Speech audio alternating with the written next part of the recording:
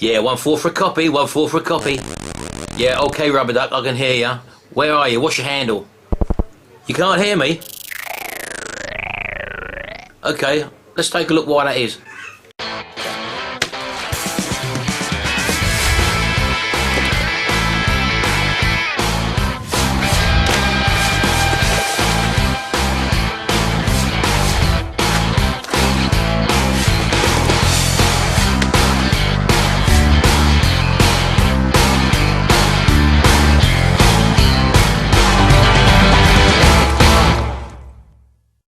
Well folks, here's one I found at auction.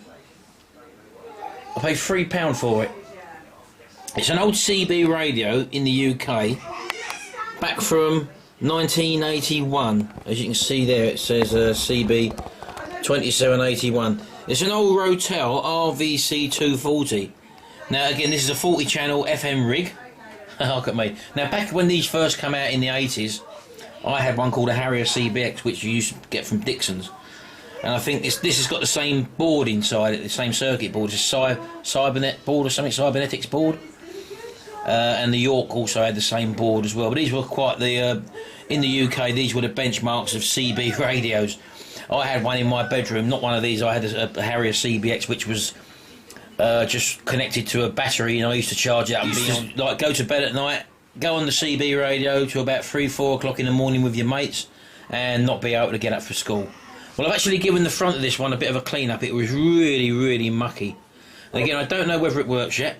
All the switches and all the writing, all finger marks, you know, that sticky stuff you get around it. But I've actually washed all that off with a bit of white spirit, as you can see, and it's actually not come up too bad.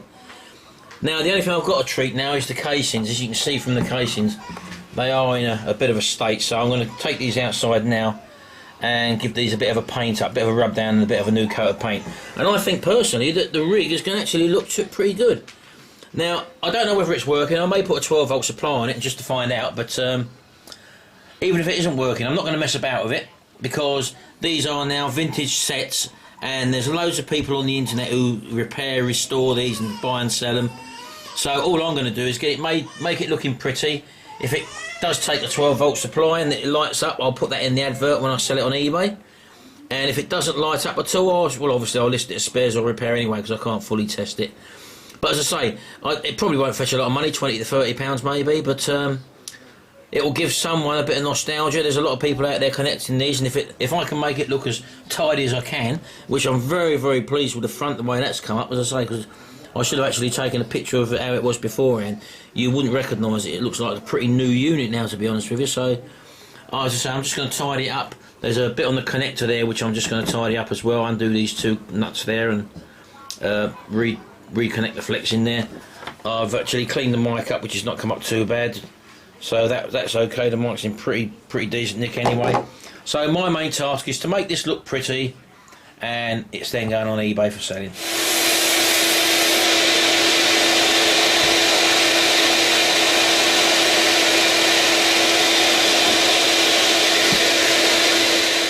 Right, here we go. Both been sandblasted. These was all rusted actually, and as you can see now, I've got to give that a bit of a slight rub down first. So all that was all very rusty around there.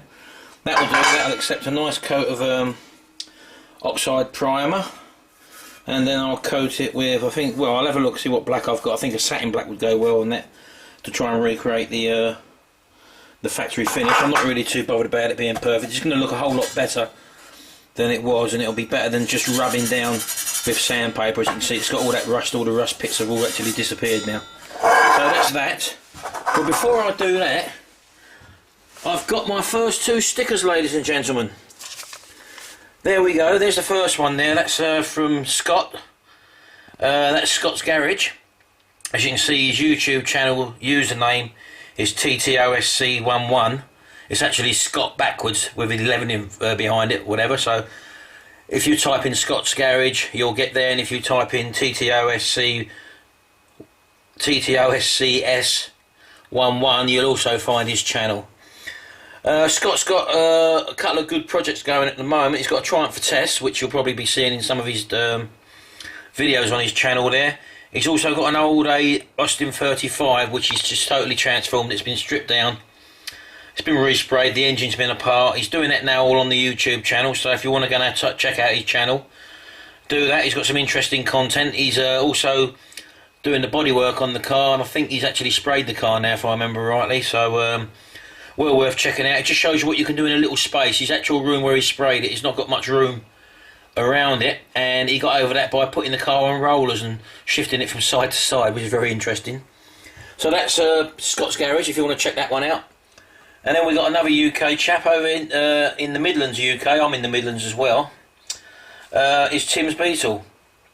Now again, as I say, Tim I think at the moment's got a VW Golf, which he's ironing out a few problems with, which he's obviously videoing, and he'll show you his little home workshop which he's got. And again, another useful chap to check out, might be interesting for you. So there's the two first stickers on my sticker wall. So I'm hoping obviously to get a few more, but that's set the ball rolling for me, and I think I've sent out a couple as well. So if you do want to exchange stickers, drop us a private message and I'll get one to you, and I'll like one of yours obviously to go on the wall as well. So right, back to this again. So yeah, I'm just going to give this a wipe over with some wax and grease remover, and then I'm going to give it a red oxide prime. So I'm going to do that right now. Whew. You won't believe how cold it was in here. I'll just put the halogen lamp on to literally warm these cans of paint up. I'm not doing it with a spray gun, it's only going to be a temporary job, but these will obviously do the job. So I'm just warming the metal up, and obviously the cans of spray help things flow a bit better. The last thing we want is to spray something which is too cold and it don't work properly. So just bringing everything under there. Great thing about these halogen lamps, these are what I use to cure my paint when I'm doing bodywork on cars, but they actually heat up really quickly. I mean, these I can feel already are getting warm. They've literally only just gone under there. So I'll just give that a few minutes and then we'll start and put the preparation on. Right, okay.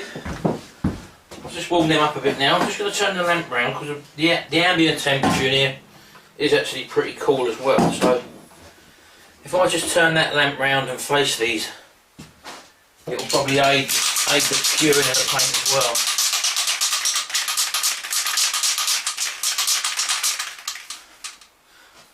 Just put that under the lamp a bit more.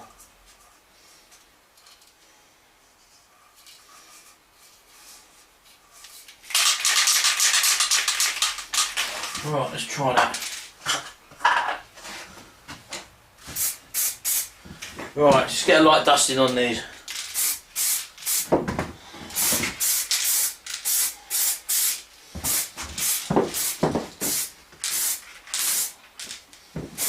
Don't go too heavy.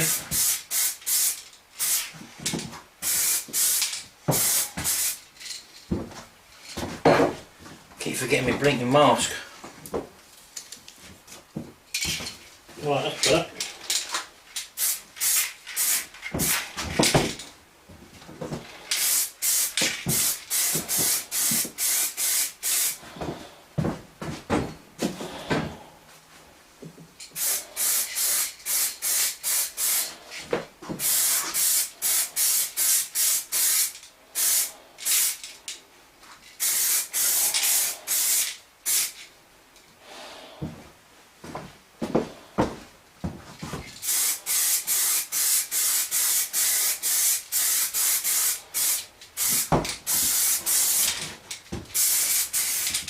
Right, coat number one.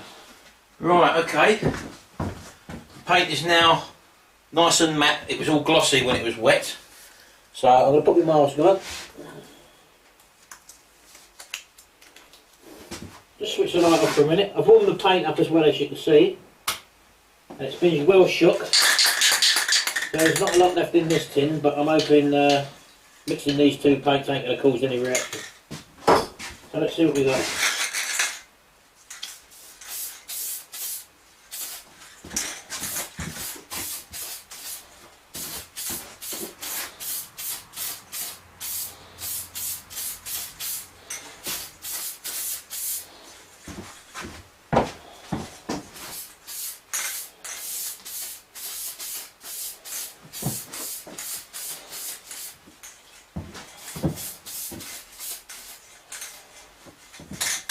Right, that can's out unfortunately. I'll have to carry on with this can. I hope there's no reaction.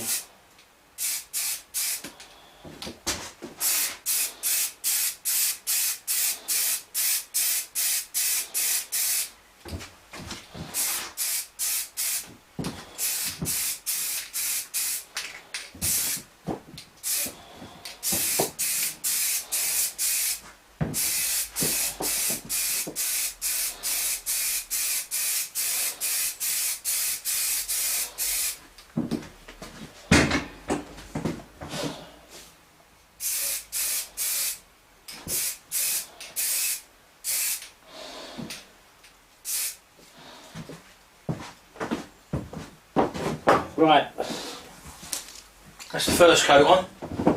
Let's just flash that off and we'll get back to you when it's dry. Right, let's give them this second coat.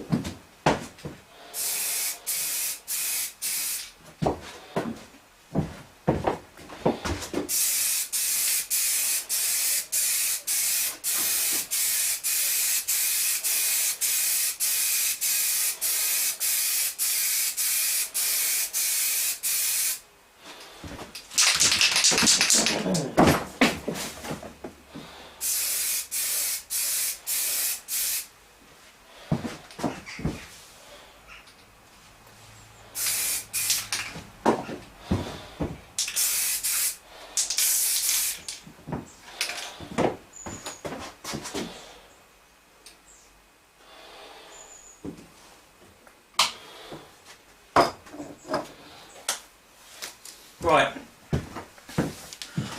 I'll let that flash off and I think that'll do us.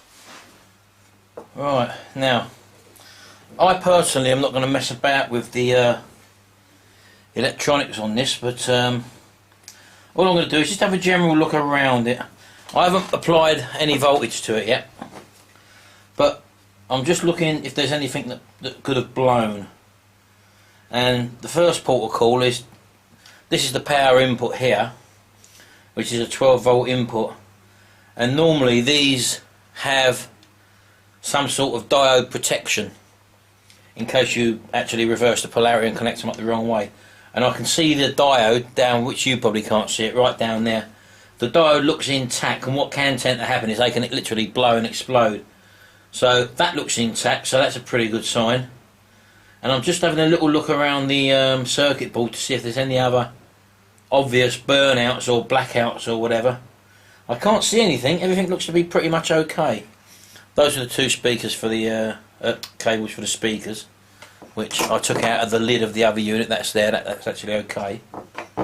So nothing obvious at the moment appears to be possibly wrong with the unit. So again, I don't possibly know, because I'm not going to actually investigate this. It's not really worth, for the amount of money this is worth to me, it's not really worth my time actually repairing it. So if it works, it works. If it doesn't, it doesn't. But as you can see, I've actually cleaned up the front of the unit, and that was really grubby. I wish I would have taken a video of it beforehand. You would have seen how it looked. It really was grubby.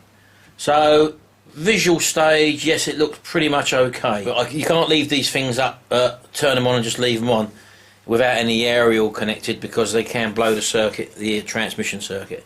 So I won't be obviously doing that. The thing I can look at is this.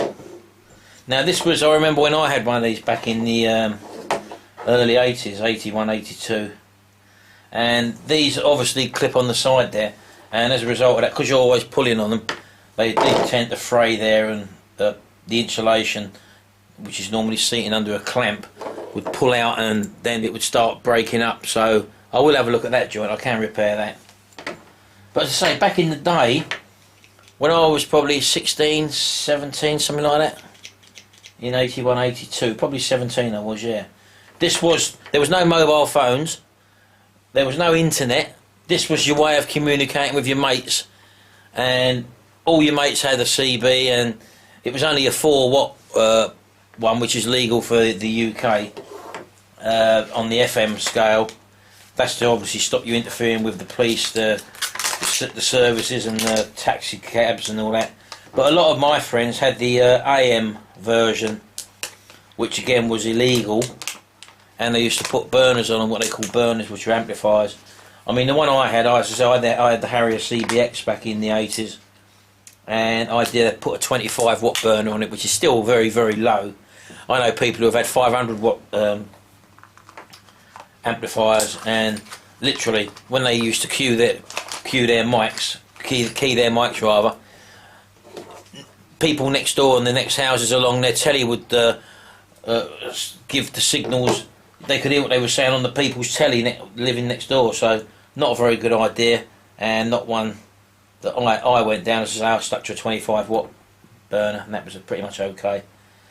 I used to have a big aerial on the roof. I can't remember what it was called, but the one for the cars people used to put on cars was was it a DB27 or DV27? Any of you old CBers out there of that era, you might be able to tell me. I think it's a DB27 or DV27. And some of my mates used to have like a car aerial type antenna. If they couldn't put it on the roof of their house, they used to put it on a biscuit lid, a metal biscuit lid, and just stick it in the corner of their bedroom. So that's what my friends used to do. And I think the other popular rigs of the day was, again, the illegal ones, was the Cobra 148 GTL, and as I say, the Superstar was another one. I don't know who made that, but it was called a Superstar, the rig. So that was another famous one. But yeah, I mean, back in the day we all had them, and then suddenly they all just disappeared. But I was doing a search a few years back on the internet, and I noticed that people were buying them again, the old ones, probably for nostalgic value. So I went out and brought a brand new one, which was I bought a Cobra. It looked like the 148 GTL, but it was obviously a UK specification FM model. And I flicked through, and there was no one on there at all. So I didn't stick with it. I just got rid of it. But I suppose you could use them if you wanted to contact, but you don't really need to now, because you've got Skype, you've got mobile phones, you've got talk time, whatever it is. You can talk to each other on your phones with visual indicators. So realistically, I mean, you don't really need it. I can't get it out of there. I've undone the screws, but the cable's wasted. Bear with me, I'll get back to you in a second. Right, well, I've managed to unravel. Someone's put tape in there, look. It's the old blinking black tape someone's put in there. It's all mashed about. So this is what I'm actually left with at the moment. All the wires seem to be intact and seem to be connected. I don't know if you can see that, can you?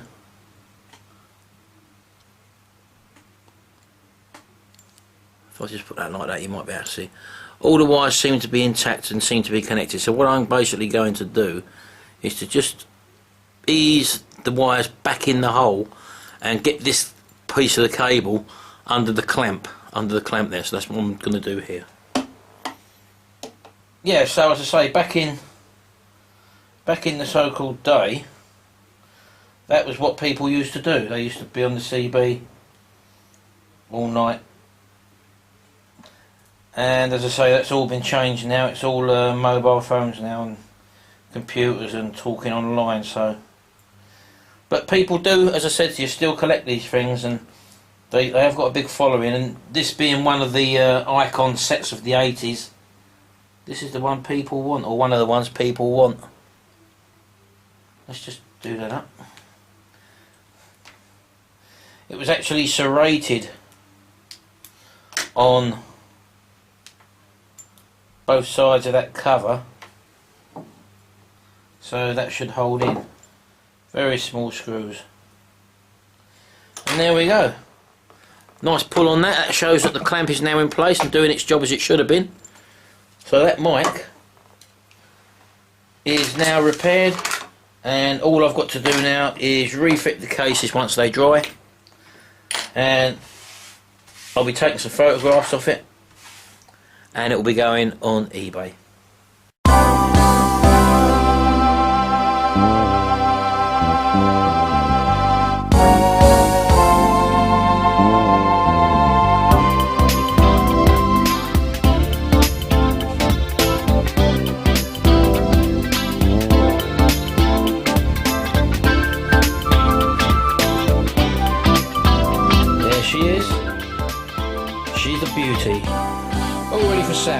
put 12 volts on it. I'm just going to do that now. But as you can see, from what was a really tatty old piece of vintage radio equipment, has now turned out absolutely lovely, just with a little bit of work. And there's that connection, as you can see, which I repaired. Most of this stuff you normally find at car boot sales or auctions or whatever, and as I say, you can pick it up for pennies. And if you're prepared to put in a little, probably an hour's work into it, and you can sell these little vintage toys on to someone who's going to love them and appreciate them. Anyway, there we go. That's my little stories of CB radios. So I'll see you again in the next video. Thanks very much indeed, and goodbye.